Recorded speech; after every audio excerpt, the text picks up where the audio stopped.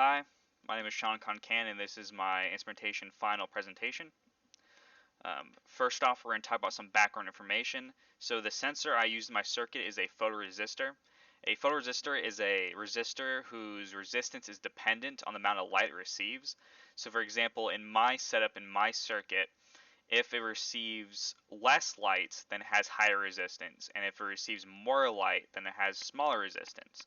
So its voltage that it outputs varies depending on the amount of light it receives in a circuit. So, and another important information is sensitivity. So you can actually change its sensitivity depending on the resistor value that you use in your circuit. For me, I use 10 kiloohms, and this means that when it's with the classroom light, it was giving out around 4.5 volts, and that was enough for me. And then covered with my sleeve, it was giving out less than 1 volt.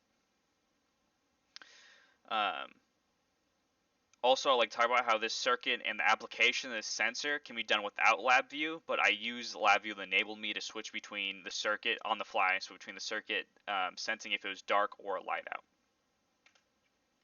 This is my physical circuit. If you look towards the bottom left, you can see that there's my 10 kilo ohm resistor, which goes into a voltage divider circuit with my photoresistor. I then have that outputting into the DAC. And then on the right, this is a simple LED circuit with a 330 ohm resistor, and this is taking input from the DAC as well. And this will all be set up in LabVIEW. So this is my DAC inputs. I just use the first input on each of them and then ground them both. So pretty simple. This is my control panel. So you can see here I have a graph, and then I have light indicator, a stop button, numerical indicator, and a control. So I have it set up so that the voltage will show up here and it will be graphed, and I could stop the loop or the program. And I could switch between if it's sensing light or dark. So currently it's on dark mode. This is my main VI. On the left, that DAC assistant is voltage, is outputting the voltage from the voltage divider circuit, and that's just getting put into the graph, and then is also going to a collector and write to measurement file, so that it will write to a file of all the voltages that I received during the time that it was ran. It also goes into a converter dynamic type into voltage. That's the voltage indicator on my front panel. This then goes into my sub-VI. Inside my sub-VI is my conditional statements that decide if it outputs voltage to the LED and turns on the LED on my breadboard and on my control panel. So here's my sub-VI. This is my sub-VI when it's true.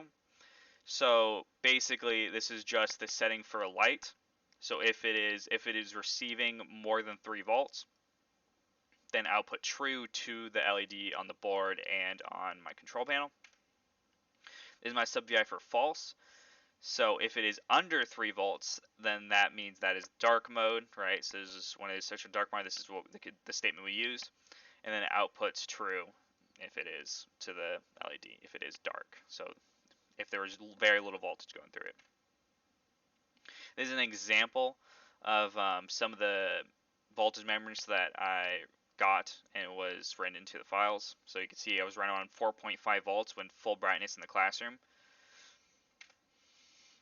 Here is the video to my working circuit, so I'll watch that and I'll discuss over it.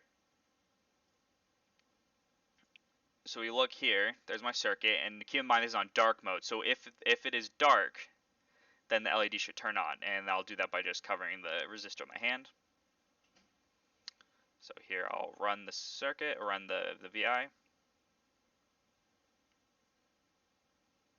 I was getting around on 4.5 volts with the lights on. And then right here I'll cover it, and then there you go. You can see the LED turns on. And you can see the voltage drops drastically to around 1.4 volts. If I let go, LED turns off. And that's basically my entire circuit. So as far as improvements in future development of this circuit, you could add a potentiometer to act as a variable resistor so that you could change the sensitivity of the sensor on the fly. You could also microsize it where you would physically solder it and use or use PCBs, use a PCB and stuff like that. Use tiny resistors to make it much more efficient. Probably also be cheaper in the long run if you're buying in bulk and all these kind of things. Also be much smaller form factor. And then my last one, you might be a little confused what I mean by simplify. So this circuit really doesn't need LabVIEW to work, and the sensor is really utilized best by not using the LabVIEW.